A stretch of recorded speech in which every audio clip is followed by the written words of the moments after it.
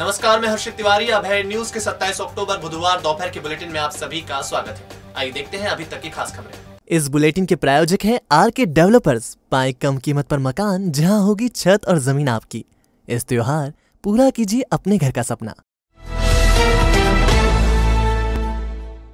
हरी फाटक ओवरब्रिज के नीचे एक एएसआई का बेटा एक महिला को पटक कर उसका मंगलसूत्र छीन ले गया।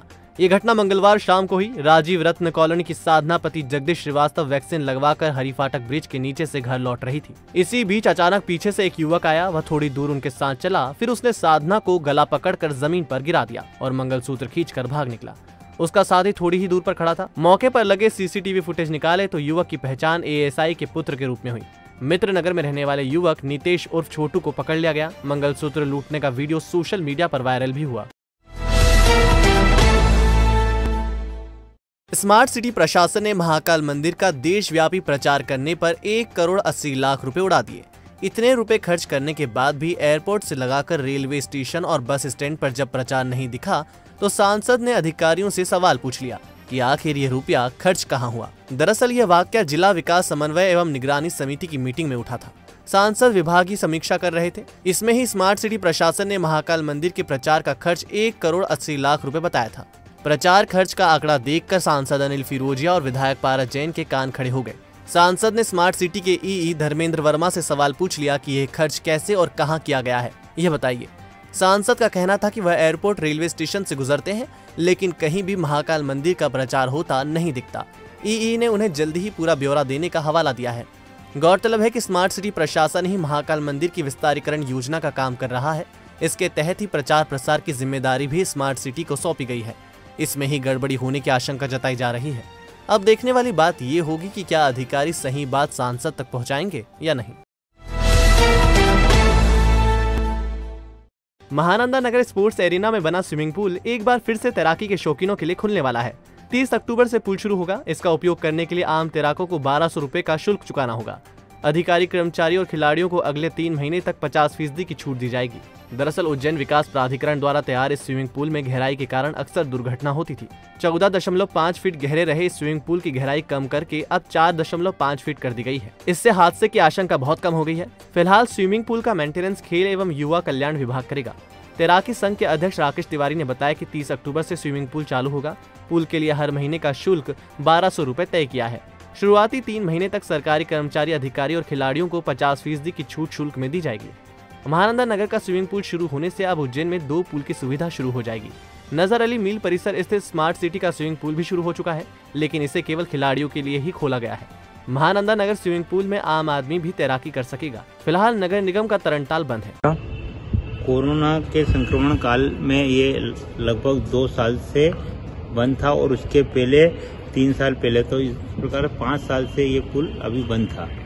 अब स्थिति कोरोना की सामान्य होते जा रही है, तो मध्य प्रदेश सरकार की गाइडलाइन स्विमिंग पूल चालू करने के लिए आ चुकी है और उज्जैन शहर के लिए भी एक अच्छी सौगात का विषय है कि इसकी पहले 14 फीट हाइट थी, तो जो नए बच्चे थे सीखने के लिए उनको इसमें सीख नहीं पाते थे। अब इसकी हाइट 3.5 फीट 4.5 फीट कर दी गई है, तो इसलिए दुर्घटना का इसमें चांस बहुत कम हो गया है। पाकीज़ा आपका हुक्म सराखों पर, तो मनाएं इस त्योहार की खुशियां हमारे साथ। मेंस वुमेन्स किड्स के लिए ट्रेडिशनल और वेस्टर्न कपड़ों की विशाल श्रृंखला, footwear, luggage bags, accessories, dress material, home furnishing, economy से लेकर प्रीमियम हर ब्रांड है यहाँ। और हाँ, घर में यदि बजने वाली हो शहनाई तो जरूर देखें पाकीज़ा के स्पेशल दुल्हन के लहंगा चुन्नी, इवनिंग गाउन, दूल्हे के कोट, सूट, जोधपुरी, नवाबी और भी बहुत कुछ। खरीदारी के साथ लाभ लें हमारी फ्री सर्विसेज का। पुलिस परिवारों को मिलेगा विशेष छूट लाभ। पुलिस वर्दी मात्र 379 रुपए में। तो एक बार सेवा का मौका जरूर दें। हमारा पता पाकीज़ा 41 वराह मीर मार्ग, फ्रीगंज, उज्जैन। इस्कॉन मंदिर के ऑडिटोरियम के बरामदे में मृत मिले मृदंग वादक विकास वर्मन का अंतिम संस्कार उज्जैन में ही होगा। विकास मंगलवार के दोपहर मृत हालत में मिला था। मंगलवार रात विकास का भाई विपल, चचेरा भाई सुब्रतो और मामा सुनील बर्मन फ्लाइट से इंदौर पहुंचे। रात वह इस्कॉन मंदिर में ही रुके। बुधवार सुबह विकास के शव का पोस्टमार्टम डॉक्टरों ने किया। प्रारंभिक रिपोर्ट में फांसी लगाने से ही मौत की बात सामने आ रही है। विकास के भाई विप्लव ने बताया कि विकास को गाने बजाने का शौक था, इसके चलते उसने पढ़ाई भी ठीक से नहीं की थी। पिता सब्जी विक्रेता है, हालांकि विकास को कोई समस्या नहीं थी। उसके दोस्तों की संख्या सीमित है। उसने फांसी क्यों लगाई, ये कारण अभी तक अस्पष्ट है। एक्चुअली 2 दिन पहले इस्कॉन मंदिर से सूचना मिली थी कि वहाँ एक भक्त ने, विकास बर्मन ने, पश्चिम बंगाल का रहने वाला, उसने फांसी लगा ली है। तो सूचना पे तत्काल घर वालों को सूचित किया था। तो आज दिनांक को घर वाले आए हैं। तो आज पूछताछ की है, ऐसा कोई स्पष्ट कारण है ना सामने नहीं आया है, और पीएम करवाया है। जो भी तथ्य जांच में सामने आएंगे वैधानिक कार्रवाई करेंगे। दिवाली के पहले गुरुवार को पुष्य नक्षत्र आ रहा है। इस बार खास बात यह है कि पुष्य नक्षत्र के साथ ही दिन भर सर्वार्थ सिद्धि और अमृत सिद्धि योग भी रहेगा, यानी कल का पूरा दिन खरीदारी और निवेश के लिए शुभ रहेगा। पुष्य नक्षत्र गुरुवार और रविवार को आना बेहद शुभ माना जाता है। ये सुखद संयोग है कि इस बार दिवाली से ऐन पहले गुरुवार को ही पुष्य नक्षत्र आ रहा है। इस साल गुरु शनि के स्वामित्व वाली मकर राशि में है। दोनों ग्रह मार्गी रहेंगे और इन पर चांद की दृष्टि रहेगी। इस वजह से गज केसरी योग भी बनेगा। चंद्र धन का कारक है, इसलिए ये योग हर प्रकार से मंगलकारी होगा। पंडित मनीष शर्मा के मुताबिक दीपावली से पहले आने वाले पुष्य नक्षत्र में नई वस्तुएं खरीदना बहुत शुभ माना जाता है। तो फिर आप भी शॉपिंग की तैयारी कर लीजिए, क्योंकि गुरु पुष्य सा योग अब अगले 1 साल तक नहीं आने वाला है। विजय कंस्ट्रक्शन मकान नहीं आशियाना करते हैं हम तैयार। ग्राहकों का 11 साल का विश्वास। सर्व सुविधा युक्त 6 प्रोजेक्ट्स हो चुके हैं हमारे द्वारा पूर्ण विकसित। प्लॉट, रो हाउस, बंगलो सब है यहाँ। तो इस त्योहार शहर के प्रमुख स्थानों में खरीदे अपना आशियाना। अथर्व एनक्लेव इंदौर रोड में मकान खरीदने पर होगी रजिस्ट्री फ्री। साथ ही आपको मिलेगा हमारी ओर से मॉड्यूलर किचन, और हाँ, प्लॉट खरीदने पर भी रजिस्ट्री फ्री रहेगी। ऑफर सिर्फ 4 नवम्बर तक। इसके अलावा सेठी नगर main city area, Shanti Niketan, Dewas road, Vasant Vihar, Nanakheda पर भी है प्लॉट और मकान मौजूद। अधिक जानकारी के लिए संपर्क करें 8899042126 8003923001। हमारा पता shop 129 C21 mall, Nanakheda, Ujjain. वरिष्ठ पत्रकार भूपेंद्र दलाल की पुस्तक जिज्ञासा का विमोचन बुधवार को गरिमामय कार्यक्रम में किया गया। कार्यक्रम के अतिथि केंद्रीय मंत्री वीके सिंह, 1971 भारत पाक युद्ध के सेना नायक वीके चतुर्वेदी, आचार्य शेखर, सांसद अनिल फिरोजिया, विधायक पारस जैन, पूर्व सांसद चिंतामणि मालवीय और पूर्व विधायक सतीश मालवीय थे। अतिथियों का स्वागत मालवा की परंपरा अनुसार मालवी साफा बांध कर किया गया। दीप प्रज्वलन कर कार्यक्रम की शुरुआत की गई। मां सरस्वती के चित्र पर अतिथियों ने माल्यार्पण किया। अतिथियों ने जिज्ञासा का विमोचन करते हुए इसे बेहद उपयोगी बताया। कार्यक्रम में बड़ी संख्या में शहर के प्रबुद्धजन उपस्थित थे। जिला न्यायालय के विधिक सहायता कार्यालय में मंगलवार को जिला अभिभाषक संघ के चुनाव हुए। चुनाव अधिकारी राजेंद्र बापट के निर्देशन में 8 लोगों की टीम ने चुनावी प्रक्रिया पूरी कराई। अध्यक्ष पद पर राम प्रसाद सूर्यवंशी और सचिव पद पर चंद्रपाल सिंह सोलंकी चुने गए। उपाध्यक्ष पद पर चंद्रशेखर वाजपेयी, सचिव पद पर नीलेश वर्मा और कोषाध्यक्ष पद पर राजेश जायसवाल विजयी हुए। पुस्तकालय सचिव लोकेंद्र शुक्ला चुने गए। अध्यक्ष राम प्रसाद सूर्यवंशी को 189 और उनके प्रतिद्वंदी प्रवीण शर्मा को 166 वोट मिले, जबकि सचिव पद के लिए चंद्रपाल सिंह सोलंकी को 211 और उनके प्रतिद्वंदी पंकज पंड्या को 151 मत मिले। विजयी प्रत्याशियों को चुनाव अधिकारी राजेंद्र बापट ने प्रमाण पत्र के साथ बधाई भी दी। विजेता पदाधिकारी जुलूस के रूप में कोर्ट से सीधे खेड़ापति हनुमान मंदिर पहुंचे और दर्शन किए। मंदिर के सामने काफी देर तक ढोल धमाके बजते रहे।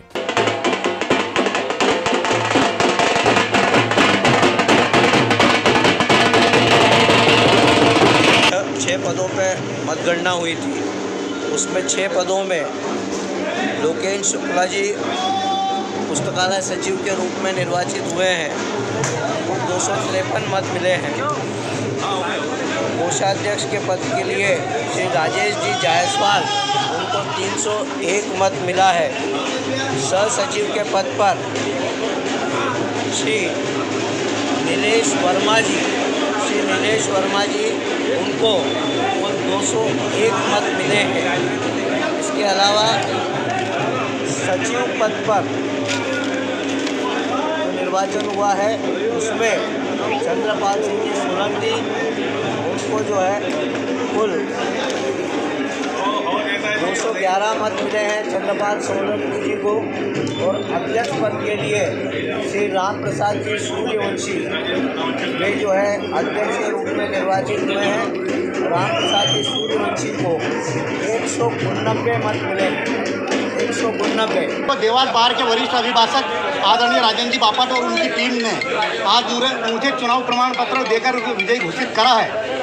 यहाँ पर हमारे 811 अभिभाषक बंधुओं की सदस्यता है, मैं उनके लिए रात दिन जो अभी तक मेहनत करता आया हूँ वो करूँगा। मैंने जो घोषणाएं करी है उसको कल से ही मैं अमल में लाना चाह रहा हूँ। हम सभी टीम मिलकर यहाँ के वरिष्ठ अभिभाषकों के साथ में उनके ज्ञान अनुभव का मार्गदर्शन लेंगे और उनके अनुसार ही हम काम करेंगे। अध्यक्ष बनना या टीम बनना बड़ी चुनौती नहीं है, लेकिन उनके सभी का सामर्थ्य लेकर उनके ही अनुसार काम करना ये सर्वोपरि शक्ति है।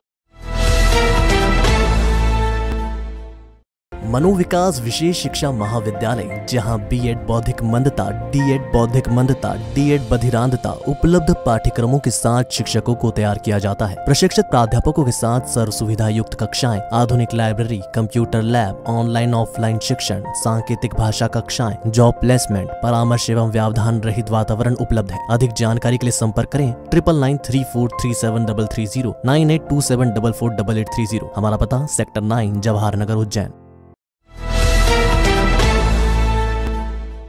तो आपने देखा हमारा बुलेटिन। आपको हमारा बुलेटिन कैसा लगा, इसका फीडबैक कमेंट सेक्शन में जरूर दीजिएगा। फिर मिलेंगे नए बुलेटिन के साथ। नमस्कार।